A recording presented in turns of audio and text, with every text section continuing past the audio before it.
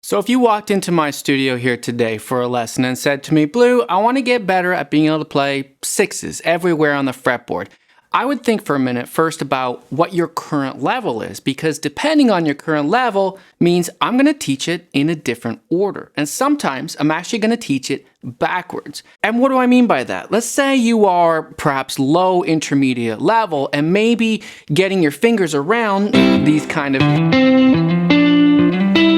concepts is new. That means I'm not going to start with all the theory. I'm going to start with just giving you a cool lick to work on so that at least you get the point.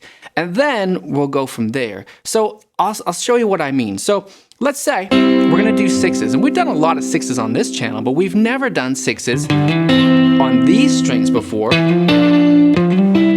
Love these sixes. They're so cool. They're not played as often. You can find it in the solo to No Woman, No Cry. That's a great solo, which we're going to work on in our Patreon group soon. But let's say we are C major pentatonic. No Women, No Cries in C major pentatonic.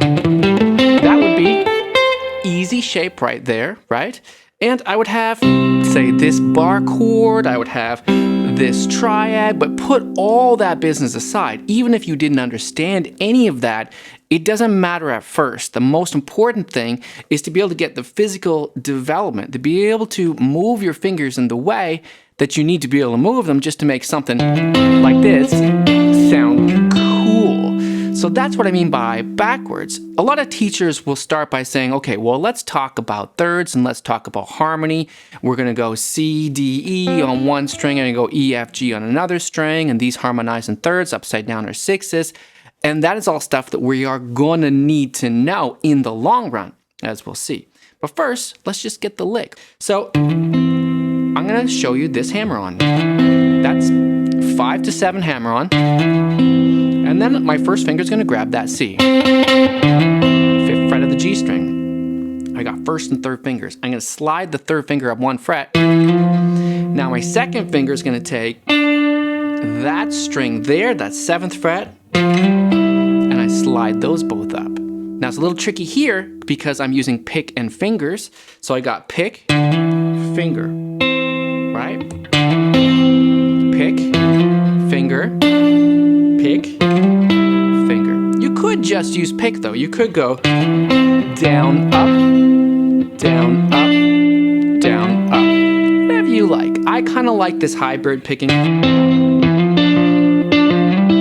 I find this actually I'm more accurate with it because my hand doesn't have to move as much. So whether I'm playing it fast or slow, it kind of works. Hear it in context, that's a C chord, right?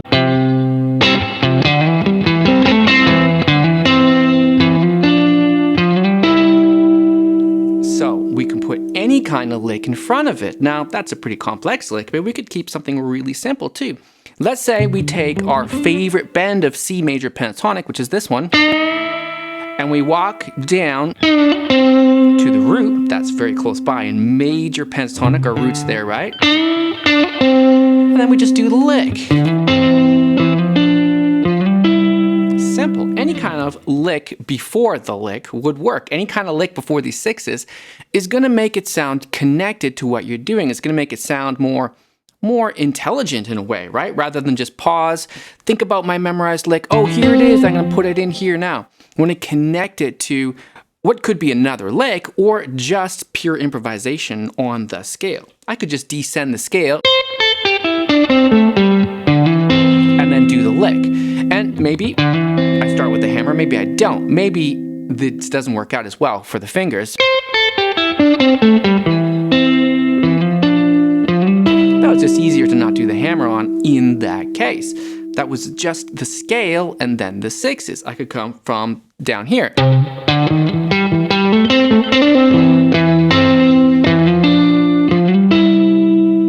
So now we've memorized a cool lick and we've memorized, well, a basic principle that I teach all the time, and that is whenever you memorize a lick, make sure you can put it into context with something else. Connect it with scale or connect it with another idea.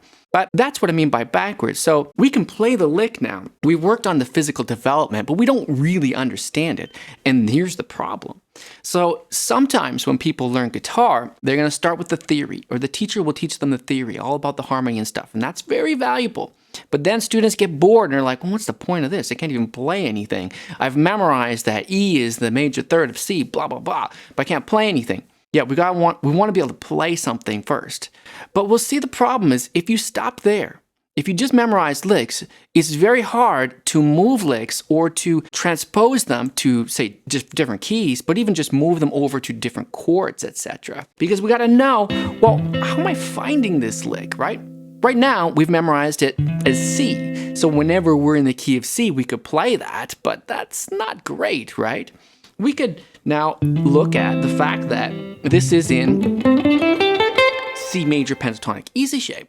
We could just memorize, okay, whenever I'm in major pentatonic easy shape, let's say I'm in G, there's a G chord, but G major pentatonic easy shape, getting kind of high up.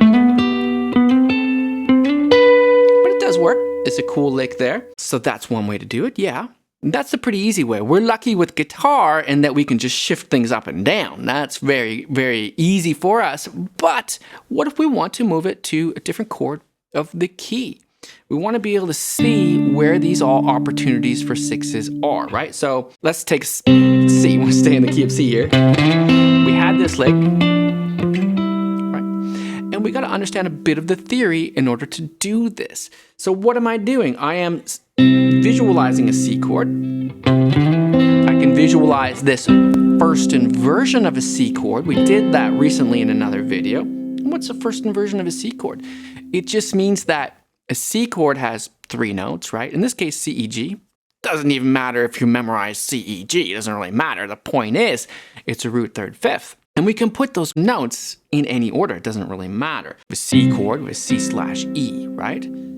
Now, whenever I have first inversion C, I have the lick, or first inversion G. So now I have another way that I can quickly find it. It's not just that it's easy shape major pentatonic, it's also that it's first inversion chord, because that's basically what it is. We can see the first inversion chord. That's basically where it starts, we could say. But we want to understand sixes on a deeper level as well, so that we can find sixes anywhere on the fretboard.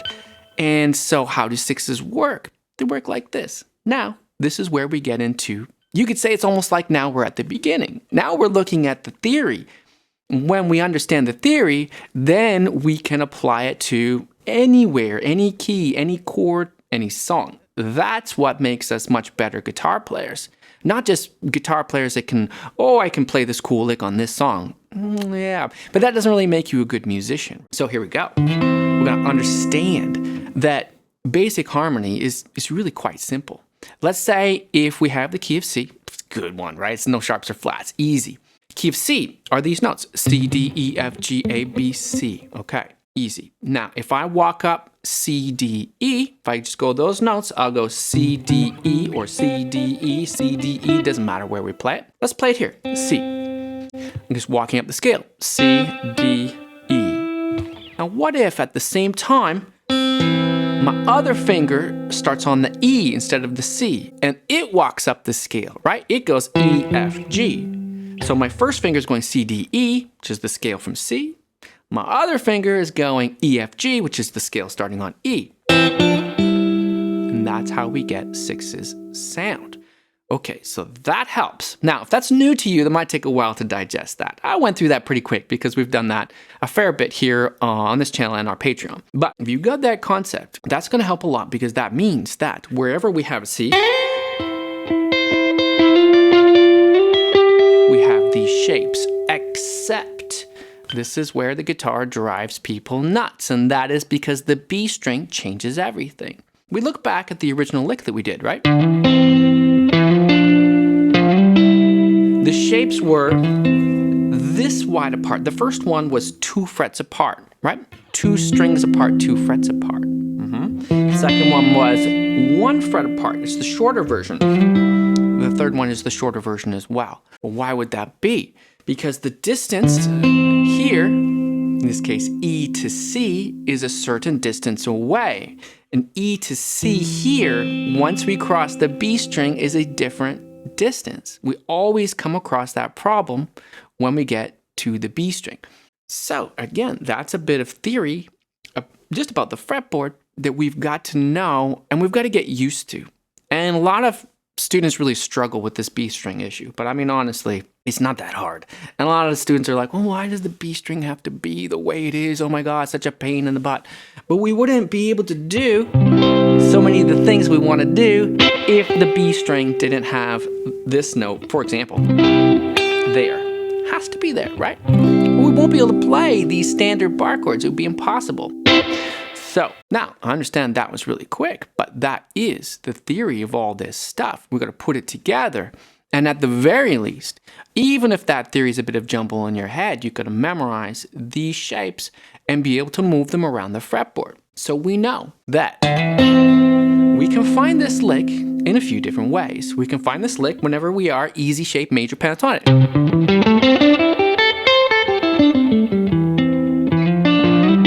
There it is. We're improvising. We start to see it. We get used to just being like, oh yeah, I'm in major pentatonic easy shape. There's that cool lick. I can play it. Or we're going to memorize that if ever I'm in this standard bar chord, which we're on this standard bar chord an awful lot, aren't we? Or this inversion is right here.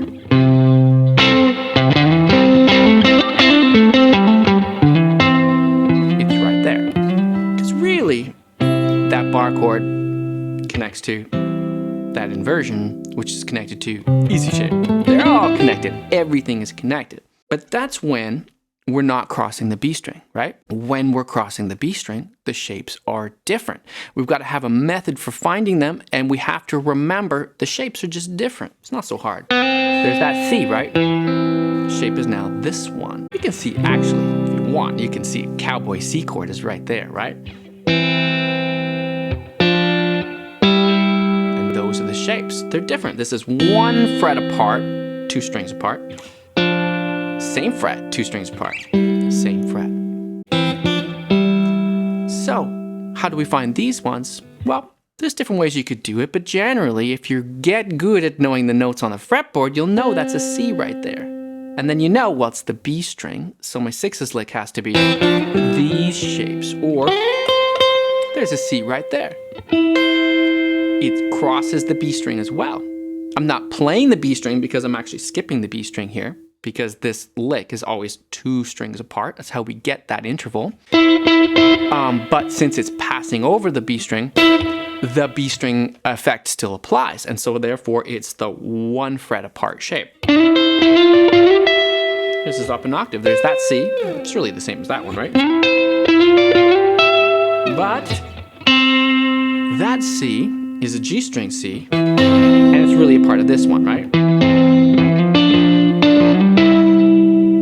Go. So remember to put licks in front of licks or connect them to scale. It's not just a lick. It's not going to be as musical unless you can think, okay, there's a C there.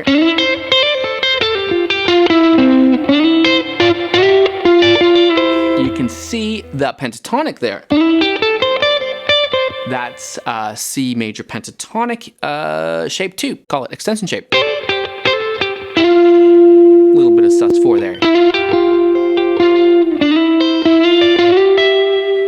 Now we could connect them all if we really wanted to. We want to show off a lot. Here's C. Now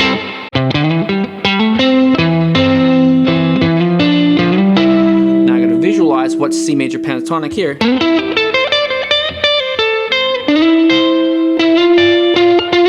Now I can visualize what's C major pentatonic here.